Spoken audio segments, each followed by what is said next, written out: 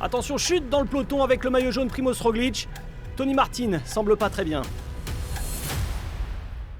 Bonjour à tous et bienvenue sur la 5e étape de Paris-Nice. Une étape longue et plate aujourd'hui au départ de Vienne pour allier le Vaucluse et Bollène, 200 km, une seule côte répertoriée et un final promis aux sprinteurs.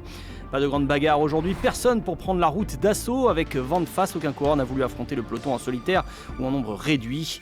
Une seule chose à noter en début d'étape sur le sprint intermédiaire de Vion, Maximilian Schachmann, deuxième du général, a fait l'effort pour grappiller la deuxième place et 2 secondes de bonification. Il se rapproche de Roglič et pointe désormais à 33 secondes.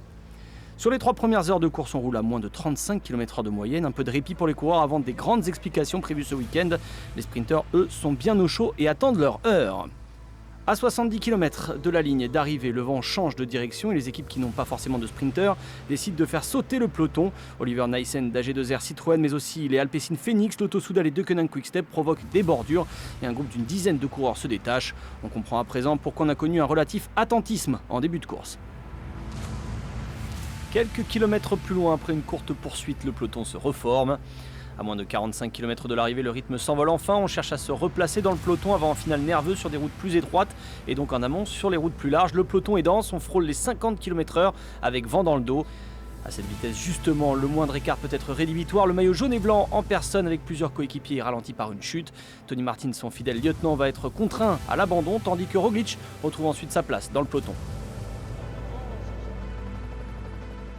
Au sprint intermédiaire de Derbout, situé à 16 km de l'arrivée, quelques coureurs tentent d'aller grappiller quelques secondes de bonification. Maximilian Schachmann est encore dans le coup, il se fait devancer par Yon Izagirre. Benoît, lui, prend la 3e place. Les trains de sprint se mettent en place pour l'emballage final et les Deceuninck Quick-Step sont les mieux placés pour Sam Bennett à l'approche du dernier kilomètre. On est dans l'emballage final, 400 mètres encore pour les Deceuninck Quick-Step qui mènent le peloton avec Morkov devant Sam Bennett. Les RK Samsic ont placé Boigny, également les Allemands sont derrière ce duo de tête. Mais Sam Bennett semble le plus fort, à 100 mètres de la ligne, personne pour dépasser Sam Bennett. La victoire, la 2e victoire de Sam Bennett sur ce Paris-Nice 2021. Nouvelle victoire pour Sam Bennett sur ce Paris-Nice 2021, intouchable dans ce sprint. L'Irlandais assume le maillot vert et le conforte. Il s'agit de sa 5e victoire sur Paris-Nice et sa 4e de la saison, avec pourtant un plateau de sprinteurs très relevé sur cette édition de la course au soleil. Mais Bennett est toujours un cran au-dessus. Je sais pas ce qui se passe, les gars veulent pas que je suive mon train de sprint. Ça m'a frustré dans le final. Je suis revenu juste avant le dernier rond-point, mais c'était vraiment dur.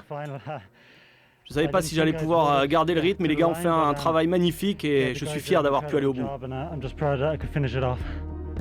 Sam Bennett remporte une nouvelle étape devant Nasser Boigny, très en jambes aujourd'hui dans le final. Les Allemands suivent, Ackermann et Bauhaus. On retrouve également 4 Français dans le top 10. Au général, Maximilian Schachmann a fait des efforts toute la journée pour prendre quelques bonifications. Résultat, l'Allemand se rapproche de Roglič à 31 secondes désormais. Pas de changement autrement dans ce classement général. Sam Bennett retrouve la première place donc du classement par points et reprend logiquement la tunique verte à Primož Roglič. Anthony Perez n'a pas pris de points aujourd'hui au classement de la montagne mais conserve son maillot à poids pour 6 points devant Julien Bernard. McNulty reste en blanc après cette 5e étape et avant la grosse explication à venir ce week-end.